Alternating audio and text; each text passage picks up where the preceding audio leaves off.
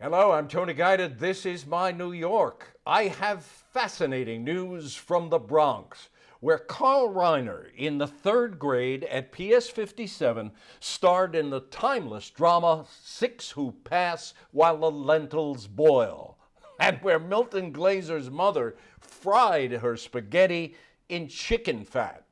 I learned this delightful trivia and a lot more from a touching collection of oral histories. Just Kids from the Bronx, telling it the way it was by Arlene Alda. Sublime memories from more than 60 sons and daughters of the Bronx. Arlene Alda and her Kids from the Bronx, next.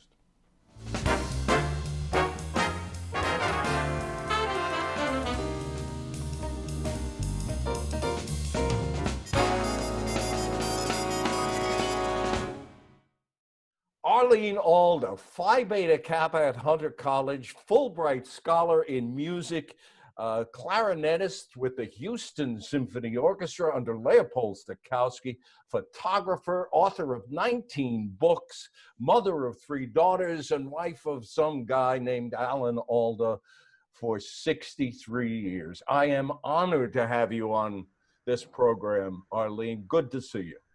Thank you, Tony. Great to be here, and I'm honored to be here. Thank you. Well, oh, that's delightful. Listen, this book, talk about delightful. This book is so fun and so warm. And where did you get the idea for this? How did this begin? You know, as you know, I am from the Bronx, and I never lost touch with the Bronx over many years. Of course, although I left when I started playing clarinet, my sister lived in the Bronx. My father lived in the Bronx.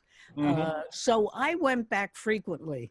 But I met a guy just by chance at someone else's house who, in the course of talking, said something about the Bronx. I said, "Oh, the Bronx." And he said, "Yeah, I'm from the Bronx." I said, "Where?" And he said, "Oh, no one ever heard of it. You know, Barnes and Arno Avenue." The Barnes and Arno, what building did you live in? And it turns out he lived in my building, the Mayflower. Oh, my goodness. This huge building that occupied half a city block with a courtyard, and the other half of the city block was its twin sister building, the building called the Mayfair. Anyway, was Mickey Drexler. And Mickey and I became fast friends. We went back to the Mayflower together, during which time he started reminiscing. And I thought, gee, there's something beautiful here. And I thought there are a lot of people who are in the Bronx now, who lived in the Bronx, who achieved something who achieved something they really wanted to achieve. And so I started interviewing. I interviewed Mickey, and I interviewed Regis Philbin and Carl Reiner, and these were friends of mine.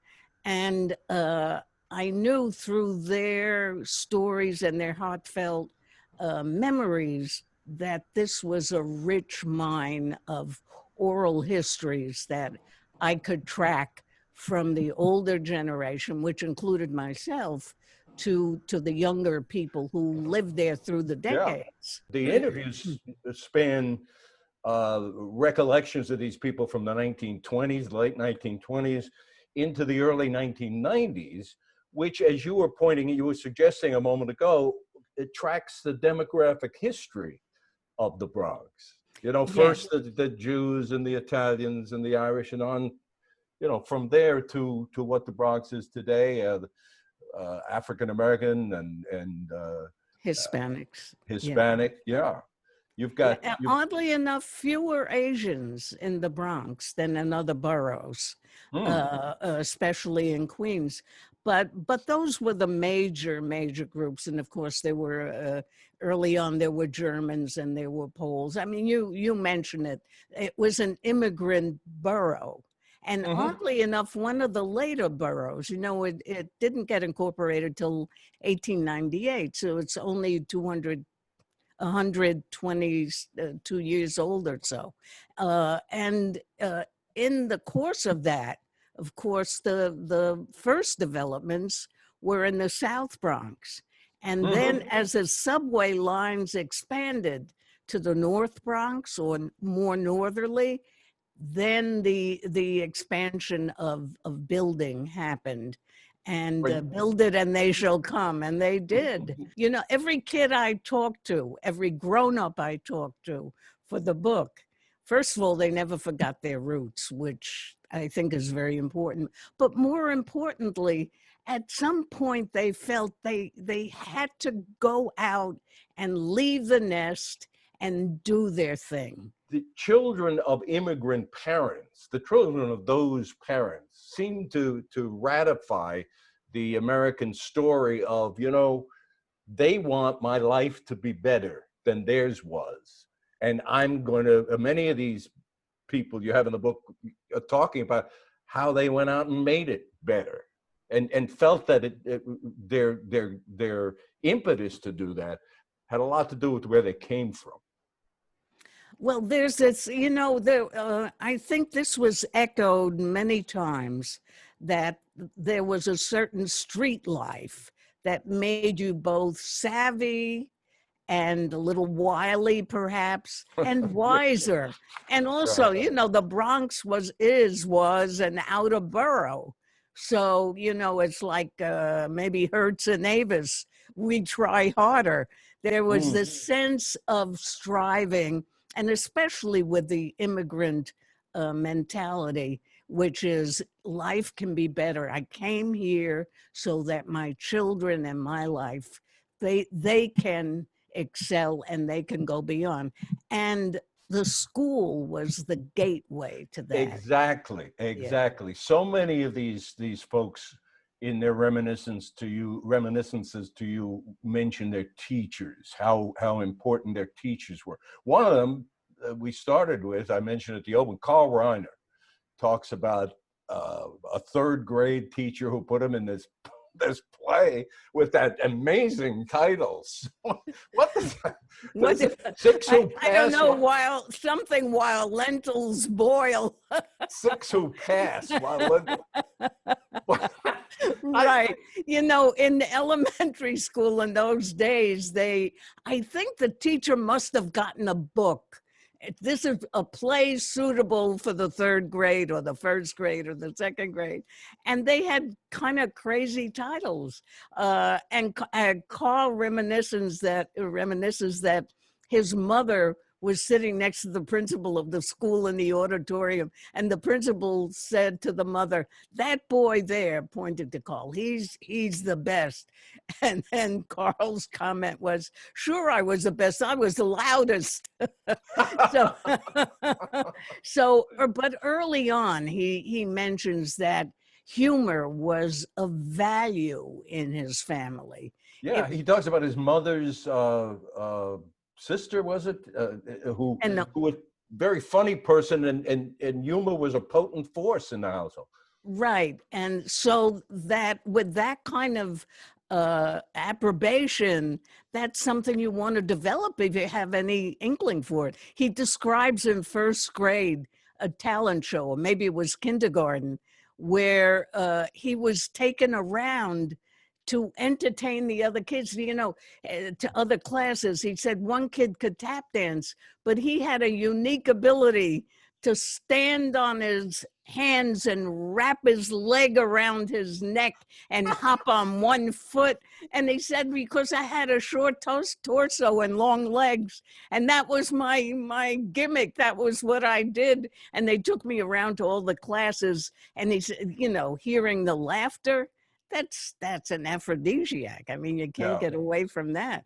Even I love to get laughs, and I'm not a comedian.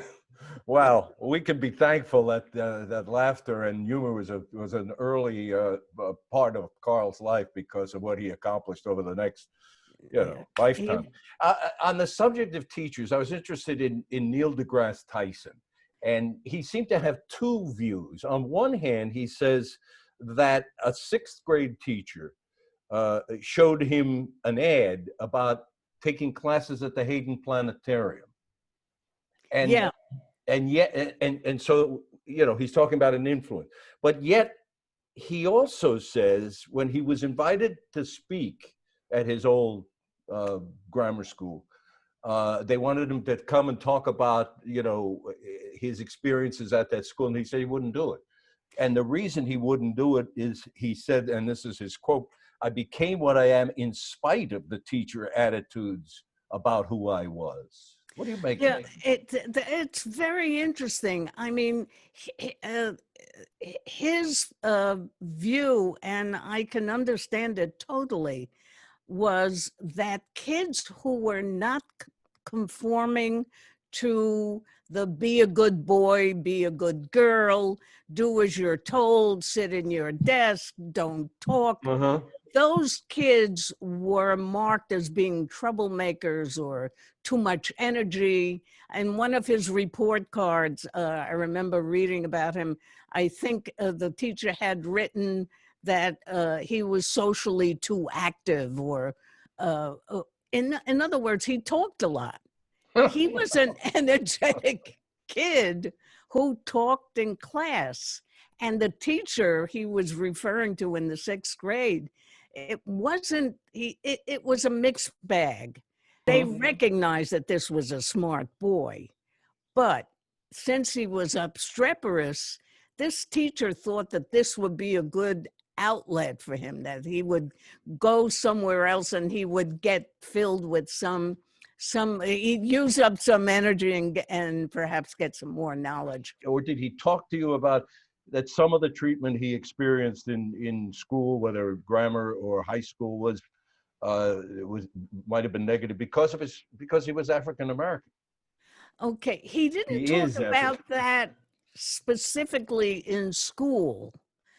Certainly not in the lower grades. He didn't mention that, but he did talk about 2 experiences that rattled him a bit, because he was a kid, an African-American kid, who lived in a section of the Bronx called Riverdale. Now, know it well. Okay, so Riverdale is a wealthier section of the Bronx. When you think of the Bronx, you don't think of Riverdale. It borders not wealthier where I came from, in that section, like 5 blocks from Yonkers. I was almost not even in the city. But anyway, go ahead. Sorry. But so you know Riverdale, and Riverdale has many estates that overlook the Hudson. Oh, yeah. Now it's much more built up with more middle income or higher middle income buildings. But in those days, Neil was talking about being the only African American in his whole building. And ironically or prophetically, the building was called Sky View Apartments. Now, what better thing for an astrophysicist? Yes, of course. Neil had the experience, 2 experiences, where he was up on the roof of the telescope at 12 years old, and someone called the police because they saw what they thought might be a bazooka or something. And the police came up to the roof, and Neil, who must have been a very charming and engaging young man, invited the policeman to look through the telescope to look at the moon. And of course, the policeman did, and he left being very happy and very kind. He did not, call Neil down for what he was doing, which was looking at the heavens. But then another time, he went with a watch that he had, which all kinds of gizmos on it. And the second hand fell off. So the watchmaker said, "But I can't fix this because it's stolen." And really? Neil stopped dead in his tracks, because his thought was, does this guy know something more than I do? I didn't know it was stolen. And then he took it to another jeweler, watch fixer, and he heard the same story.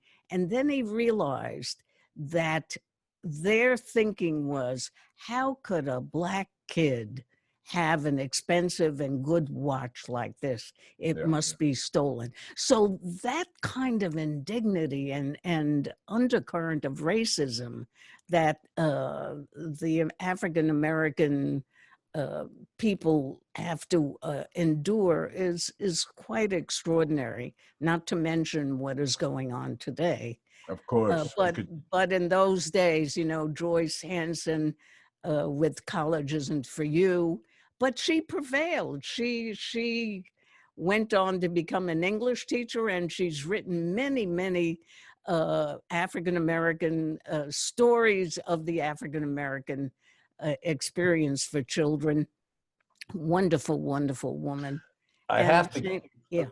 I'm sorry. I have to get to the Milton Glaser, the wonderful graphic artist, creator of the I Love New York logo. That story about his mother's spaghetti? Are you kidding me? You cannot.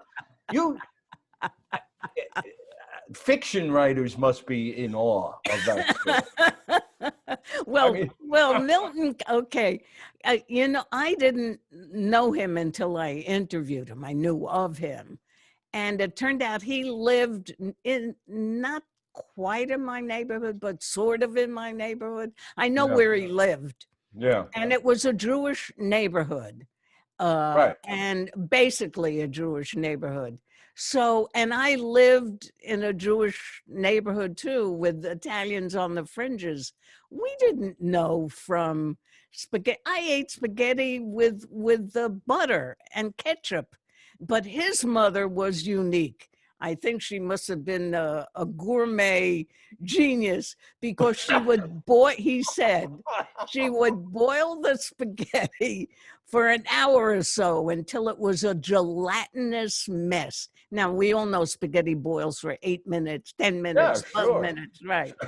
So it must be mush. And then she put Velveeta cheese in it. And he said it looked like a pudding, like the dome of St. Peter's was there. And then she'd take it out. She kind of unmolded from the pot and slice it. And then the end was she would fry it in chicken fat. So, I mean, it is unbelievable. So no, to fast forward a few years later, he goes out with his friends to an Italian restaurant. Now, mind you, to him, that's spaghetti. So he goes to the Italian restaurant and he orders spaghetti, and in comes this plate of spaghetti with the red sauce or whatever. And he looks down at it and he says, "No, I ordered spaghetti." So I love that story. That's priceless. That's priceless. I just want to hit a couple of other people from the book quickly, because their stories are so wonderful. Regis Philbin, who from his earliest childhood, even through college, obsessed to be Bing Crosby. That was so beautiful. Here's this little kid. He described himself at 6, 7 years old, knowing all the lyrics to all the Bing Crosby songs. So he goes to Cardinal Hayes High School. He graduates, goes to Notre Dame, but the dream is always there. So graduation, his parents are coming. And they get there early, and he's so excited because he had found the pianist, Gus Falcone, his friend there, and the pianist, and he was going to, for his parents, he was going to show them how he could sing Pennies from Heaven, which was one of Bing Crosby's signature songs.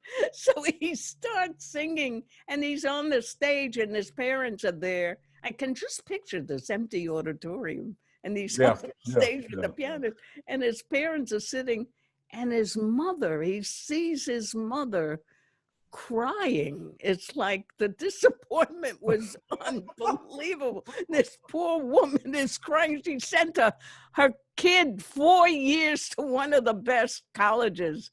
And the father is like, who's an Irish ex-Marine, is like, Yeah. doing this with his hands. This is what we and pay for. Regis, right. This was not, so Regis says, I'm going into the Navy. I'll know after the Navy. Yeah. Anyway, so he went along his way. And of course, we all know what a great broadcaster and singer. I want to get to, became. yes, I want to get to one of the people in the book who represent more of what the Bronx is today, Mel Mel, Grandmaster Mel Mel. He describes improvising a football. They didn't have a football. The street was, he came from a very poor section. They had no money. So they wanted to play football. What did they do? Okay, a few of the kids did this. They would wrap, I forget what it was. Was it a milk carton that they could? Well, they wrapped a bottle. I think they wrapped a bottle within the milk carton that could squish. Put it in a milk carton, and then they could wrap it, shape it into a football, right, so that these kids could play. I mean, they were very inventive, and in many ways, someone with a real football will say, "Hey, I could give you a real football," but this invention, this kind of creativity is what spurs you on to recognizing, well, I'm here, but I can make something of this. Grandmaster Mel Mel went on to be Grandmaster Mel Mel, Melvin Glover. He loved music, and he with others were instrumental in starting hip hop. I mean, it was something from the Bronx. It was a street form of music, and he got it. Tell me a little bit about the Arlene Alda in the book, who says I was a bit bratty. Oh, well, I was a third of 3 children. We lived in very tight quarters, so tempers sometimes or often flared. Well, there were 5 of you in a 1-bedroom apartment and a dog. And a dog, right. So, 1 bedroom, no place to hide, doors slamming, cramped quarters. So my mother, who was a saint, I didn't realize that at the time, but looking back, how she managed, I'll never know. My mother also was a skilled seamstress. So she had her Singer sewing machine in the corner of a room we called the dinette, which was the eating area off the kitchen. It was part of the kitchen, but we had little dividers. So it was the dinette, and the dinette was where we did homework and ate and did everything in the dinette, including my mother's sewing. But there was something about that incessant sound of the needle going up and down. And the fact that she made my clothes when everyone else was out buying clothes, that bothered the hell out of me. So I would argue with my mother. And the argument, usually centered around the noise. I'm trying to study, I'm trying to sleep, I'm trying to this, I'm trying to, I had absolutely no idea what this poor woman was going through. So I was only glad that in retrospect, I had the common sense to finally put that picture into a kind of perspective and see what it is that she was had to do to keep the family afloat, and also what a good-natured person she was. And she was the one who always said to me, you can be better than I am. You can be what you want to be. This is America. That was a very strong message that she sent. And you got it. You really got it. Forever grateful. You got it. Grateful. Thank you. There's a sadness here because 3 of the people in the book, Carl Reiner, Milton Glaser, and Regis, just passed away last summer, all within a month of each other. Time is passing. Terribly sad. I counted the number of people who have passed away. 9 of them were 9 from the book are Yeah. no longer Yeah. with us. And it's humbling.